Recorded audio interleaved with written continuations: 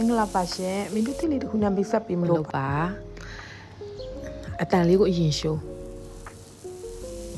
အော်အဲ့အတန်လေးကိုအရန်ကြိုက်တာဒါကတော့ချောကလက်နဲ့ပစ္စတာချီယိုကိတ်လေးပေါ့နော်အဲ့လိုလေးတလျာချင်းမှာချောကလက်ဂါနစ်လေးနဲ့ပစ္စတာချီယိုလေးသုံးပြီးတော့လုပ်ထားတာပါကိတ်သားလေးကိုကြည့်လုံးဝနူးညံ့နေအောင်လုပ်ထားတန်လေးကိုနားထောင်ကြည့်ပစ္စတာချီဝါအဲ့ခုနဖာချွတ်လေးအတန်လေးနဲ့ကွာလုံးဝရှယ်ဒါတော့ဒီမကြီးကစားနေရပြောနေရဲ့အမကြီးပေါ့လောက်ထားရဟာလေးတို့ပြဒါ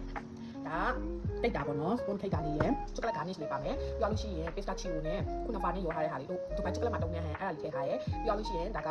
ချောကလက်ဂါနစ်တစ်ထပ်လာမယ်တိတ်တာတစ်ထပ်ထပ်လာမယ်ပြီးတော့လို့ရှိရင်ဒီကြားထဲမှာသူကမမဲလေးဆိုတော့တိတ်မြင်ရဘူးအဲ့ဒါကမိုက်လိုခရက်လေးထည့်ထားတယ်အဲ့လိုကိုက်လိုက်တစ်ချစ်လေးဖြစ်နေအောင်ဆိုပြီးတော့အဲ့ဒါလေးထည့်ထားရယ်ပြီးတော့မှအပေါ်ကနေချောကလက်ဂါနစ်လေးပြန်ပြီးတော့အုပ်ပြီးတော့အခုလေးဖြူထားတာလုံးဝကွာစားလိုက်အီစိတ်နေရမယ်ကွာအဲ့ပုံစံမျိုးလေးဖြစ်နေအောင်လုပ်ထား